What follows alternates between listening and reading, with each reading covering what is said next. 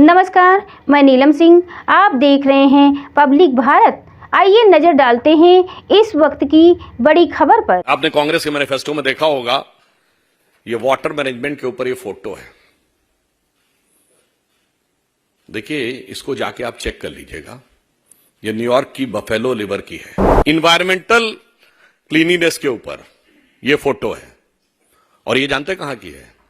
The most favoured and sort of destination of चिर युवा of Indian politics Rahul Gandhi ji का, Thailand के। ऑन द लाइटर नोट मैं कहना चाहूंगा, बफेलो शब्द को हिंदी में भैंस कहते हैं और हिंदी में कहावत होती है अकल बड़ी है भैंस। तो मैनिफेस्टो में कौन कौन कर रहा है ये तो पता लगना चाहिए। आपने कांग्रेस के मैनिफेस्टो में देखा होगा, ये वाटर मैनेजमेंट के ऊपर ये फोटो है। देखिए, इसको जाके आप चेक कर लीजिएगा। ये न्यूयॉर्क की बफेलो लिवर की है।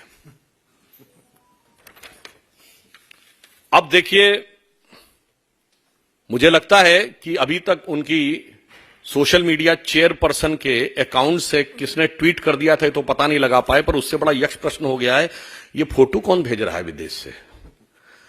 मतलब ऑन द लाइटर नोट मैं कहना चाहूंगा, बफेलो शब्द को हिंदी में भैंस कहते हैं और हिंदी में कहावत होती है अकल बड़ी है भैंस।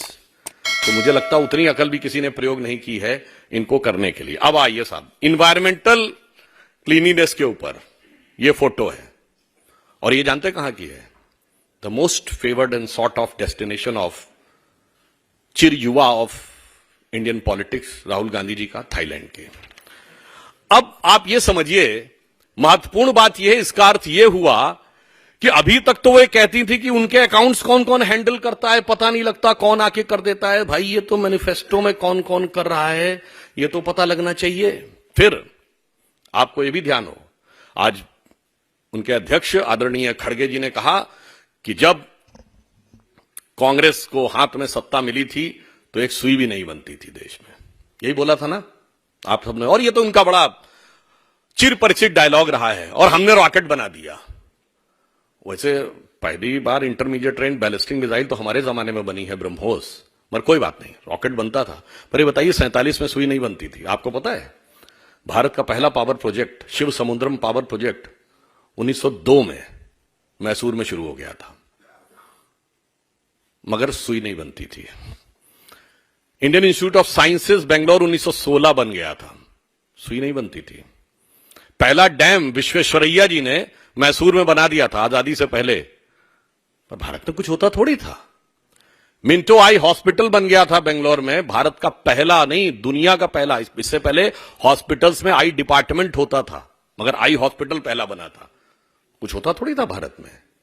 अच्छा, ये बताइए, सीवी रमन को नोबेल प्राइज मिल गया था 1930 में, मगर सारे पढ़ने के संस्थान तो नेहरू जी ने खोले थे। तो नेहरू जी के बनने से पहले, जैसे आइंस्टीन की थ्योरी में कहते हैं ना कि वो पोस्ट में जाके शायद वो बैक उसमें जाकर उन्होंने बना दिया था। दूसरी बात, वो सब डॉक्टर इंजीनियर तो सब आजादी के बाद नेहरू जी की कृपा से बनने शुरू हुए। और डॉक्टर द्वारकानाथ कोटनीस का आपने नाम सुना होगा, वो चाइना और जापान की वॉर में मदद करने के लिए 1930-32 में डॉक्टरों का प्रतिनिधि मंडल लेके गए थे। और हमारे विचार परिवार के संघ के संस्थापक डॉक्टर केशवराव बलीराम हेडगेवार डॉक्टरी पढ़ लिए थे 1920 में ही। मैं सिर्फ ये यथार्थ बनाना चाहता हूं, भारत की वायुसेना 1932 में बन गई। मैंने सिर्फ ये बताने का प्रयास किया है, बहुत सारी चीजें उनको लीगेसी में मिली, यथार्थ क्या था ये बताना चाहता हूं। ये बताइए, एयरलाइंस कब बनी थी? टाटा की एयरलाइंस। परंतु यही हम आपसे साफ बताना चाहते हैं कि जो हकीकत है और जो झूठ है उसका अंतर बहुत साफ है। तो कांग्रेस ने तब तक लोगों को भ्रमित करने में सफलता हासिल की जब तक मीडिया स्वतंत्र नहीं था, साक्षरता की दर कम थी, संचार के साधन बहुत प्रबल नहीं थे। मैं पुनः ये बात कहना चाहता हूं, जब भारत की साक्षरता दर 50% क्रॉस की है तब पहली बार हमारी सरकार बनी है 1998 में। जब 60% पार की है तो मोदी जी के नेतृत्व में हमारी स्पष्ट बहुमत की सरकार बनी है।